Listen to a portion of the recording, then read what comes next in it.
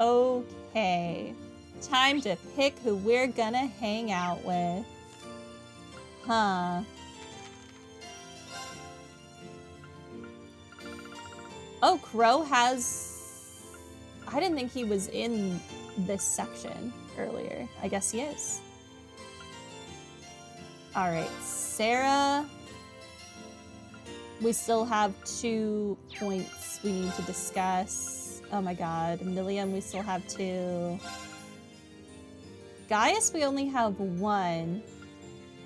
He didn't have a knowledge point last time, so he might this time. Fee, we still have 2 we need to learn. She also, I don't think, had a knowledge point last time.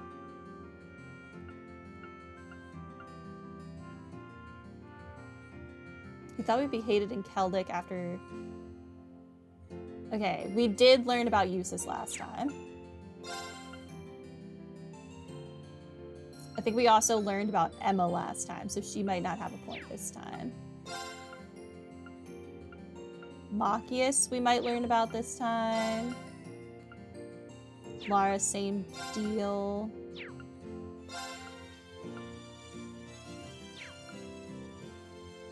I wonder if I should just bet that every character that didn't have a point last time, except for maybe Sarah, will have a point this time.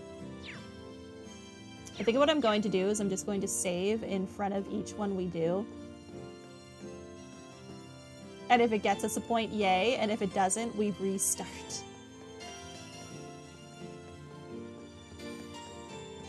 All right. Starting with Millium.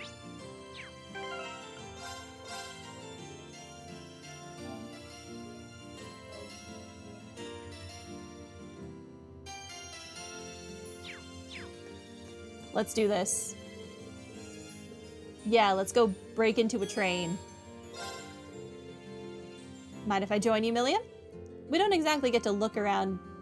We didn't exactly get to look around last time. We were in there, and to be honest, I'd kind of like to. I'm not stopping you. In the words of Fee, let's roll.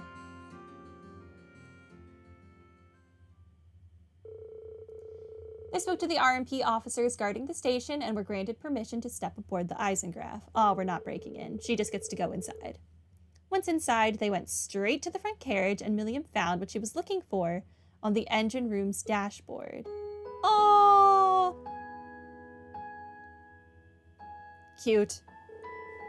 Oh, it's a stuffed bear. A pretty big one, too. He's awesome, isn't he? Gramps bought him for me a while back as a reward for completing a mission. He did? I'm having a hard time imagining Chancellor Osborne buying something so cute as a present. Yeah, I guess he didn't seem like the type, huh? Oh, I cannot imagine him personally going to buy this. I 100% think he had an assistant go buy this. He probably bought it for me on a whim. Oh, I wasn't trying to suggest he was a cold-hearted person or anything. Yeah, not at all. That is definitely the face of warmth. Hey, while we're here, want to do some exploring? I bet the chairs in here are way softer than any sofa you've ever tried. Sure, why not? Still, we're putting the RMP out, remember? We can't spend too long in here.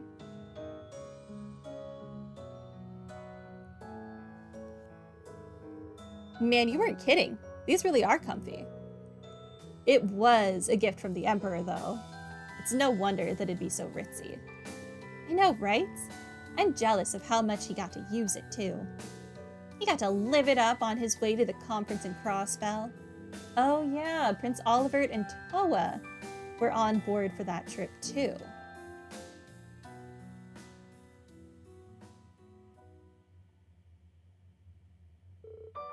What's up? Nothing. I was just thinking about how this train's lost its master. The same way you, Captain Claire, and the other Ironbloods have. Oh, that's true. Guess he can't really live it up anymore if he's dead, huh?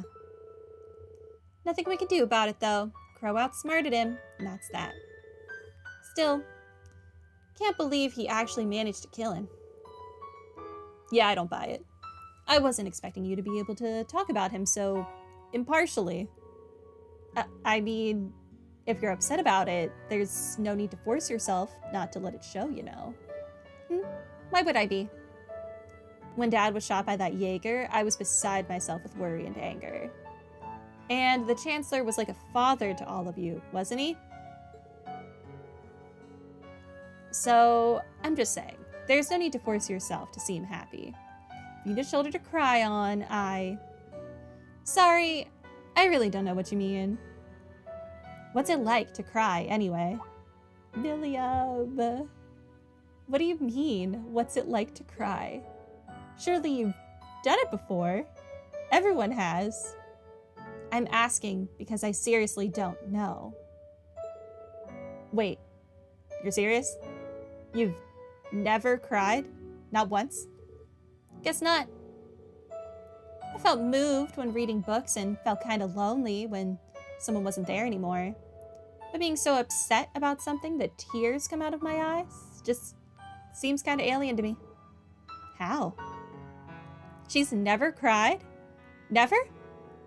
She's younger than the rest of us, but by her age, most people have done it more than they can count. What'd you go all quiet for? Are you still down about the stuff with V? Cheer up, okay? It's no fun if you're all gloomy like this. No, it's okay. I was just having a hard time processing what you were saying.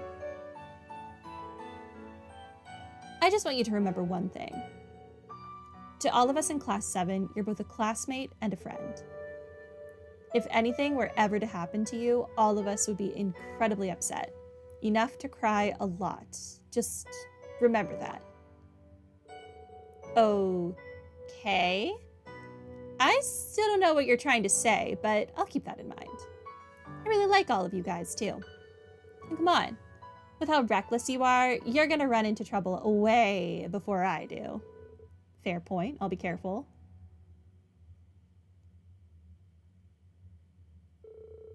After they finished talking, the two left the Eisengraph, stuffed bear in hand.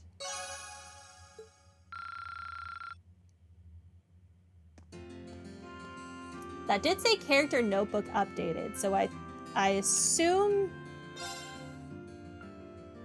Yeah, okay, so that did give us a point with Millium.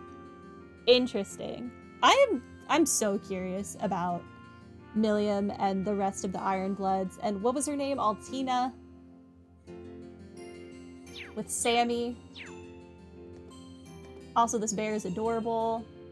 We'll have to bring him aboard the Courageous with us later. I still don't know what half the stuff you said meant, though. Well, whatever. I'll probably figure it out someday. Okay, so I was right about Millium. Last time, Gaius did not have a bonding, like he didn't update his character notebook. So let's try hanging out with Gaius. We're just gonna do this one by one. Hey. Yeah, let's go fishing. Yes. Well, how about we fish together? If it's a good enough way for you to unwind, it's good enough for me. That's what I like to hear. Rin and Gaius then made a beeline to Gwyn's old fishing spot on the Spina Byroad. Once they made it there, the two got right to fishing.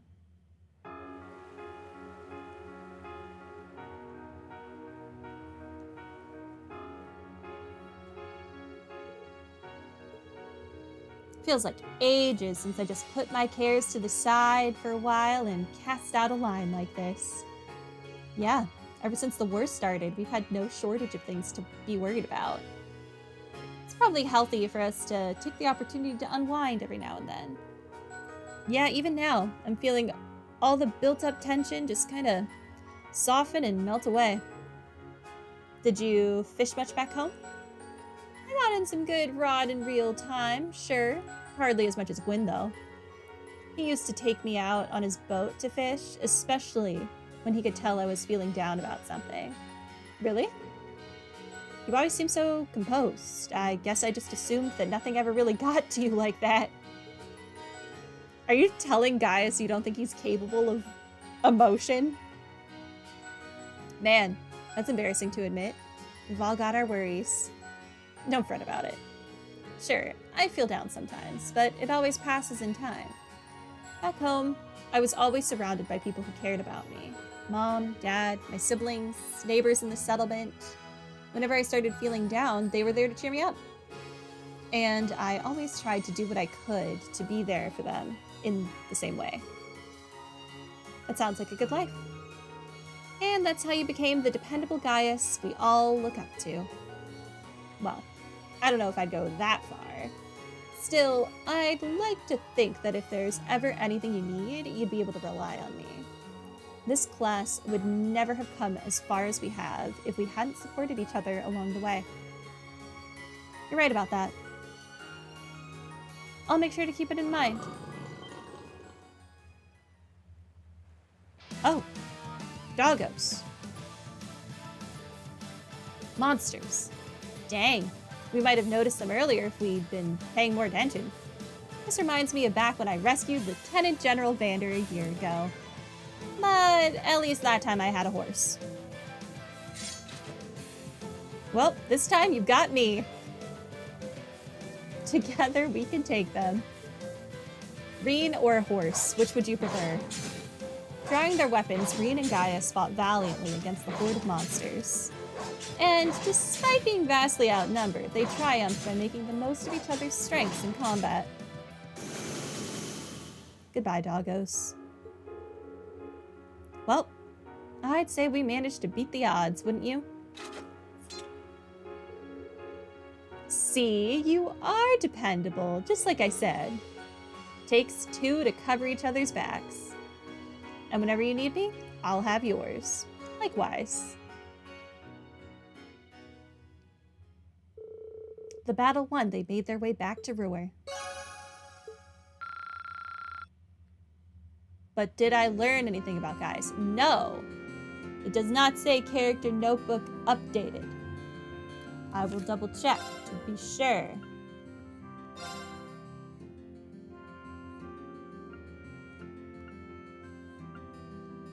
Okay.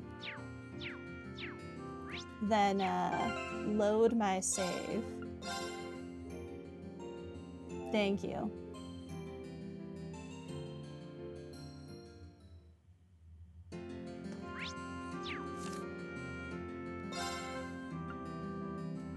Alright, so... Fee, maybe? Machias, maybe? Lara? And Elisa? Maybe Alphen as well.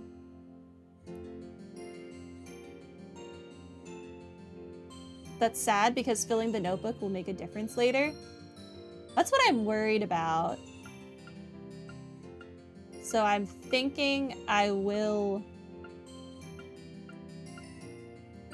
try to fill the notebook now. As much as I want to learn about Gaius.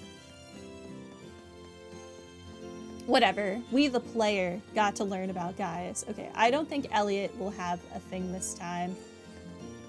You had one last time, so I don't think you will either. Let's go...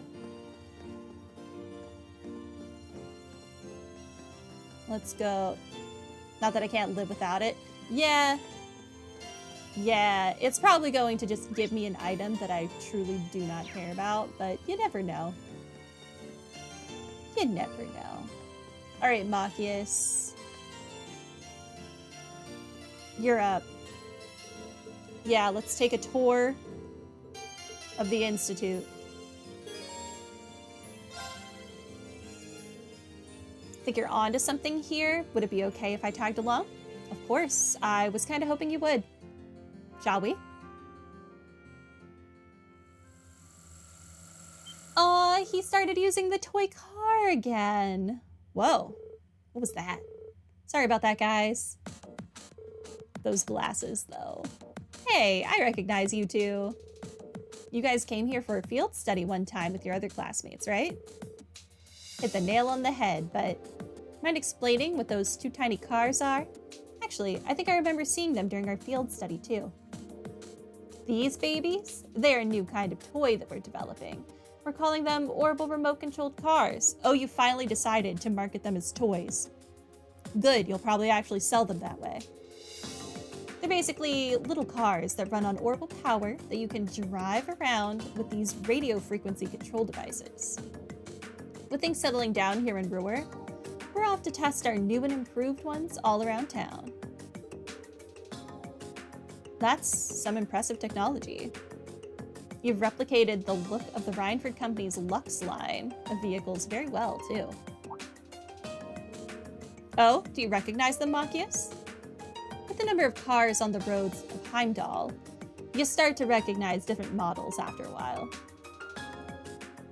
You say that, Machias, but as someone who's been driving for a while, I still don't really know anything about cars. And I'm honestly fine with that. So I eventually decided to start doing some research into what each one had to offer. The Lux series was one of the ones that I found myself particularly fond of, so its name stuck in my mind. Now there's a man with taste.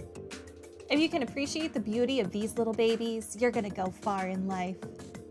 Actually, you're just the kind of guy who we'd like to give this thing a little test run. Are you serious? As serious as we've ever been. We want as many people playing with these things as possible, right? Oh, actually, it'd be great if you could grab another friend, too.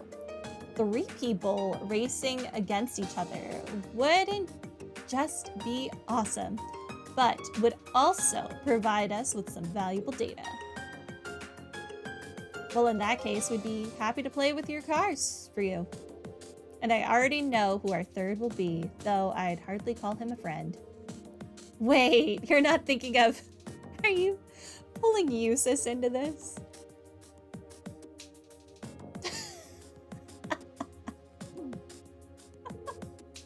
Yep, he was. Of all the things you could summon me out of the blue for, a toy car race? Still, it's not as though I have anything better to do. I accept your challenge. Smile while you still can. I expect you to give this your all too, Reen. Wait, are we actually like doing this? Okay, if you insist. Why do I have the red one? I want the blue one, or is that green? Never mind, my color might be the best. The course will take you from here, around the front of the RF building, and to the top of the steps over near F. Over near F? You're going to have to chase after your cars, though, since the orbital waves have a limited range. Well then, shall we get started? Take your positions. Ready, set, go. Their cars left the starting line and the race of the century began. The 3 of them chased furiously after their cars, struggling to adjust to the unfamiliar controls. And as they finally neared the finish line, Eustace and Machias hit their competitive peak, each one desperate to claim victory. Ah, get the heck out of my way. Kneel before me, fool. Guys, calm down a bit, or you're gonna... Oh. What? Impossible.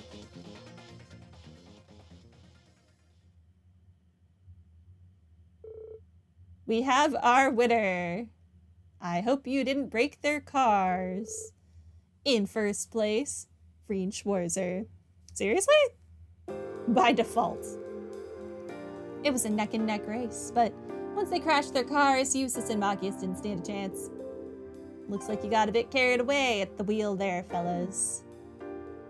Ah, that was careless of me. This is completely ridiculous. But we got some fantastic data, thanks to you 3. We'll have to get this back to the lab and start brainstorming improvements right away. Great work, you guys. Thanks. The race complete, Eustace went back to whatever he was doing, and the researchers skipped off gleefully to the institute.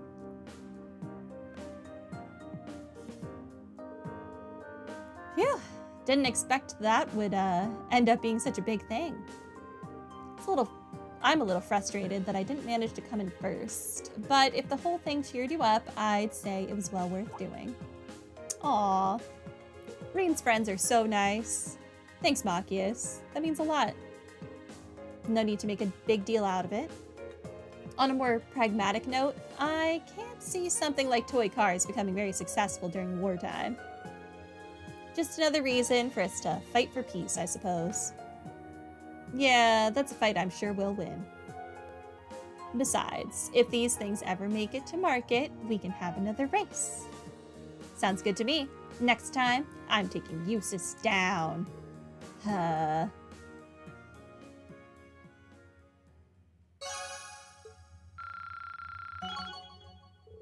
Alright. Did this actually improve our relationship? It didn't? It really didn't? You're joking. Really? Wow. Okay. Dang. It was hilarious, though.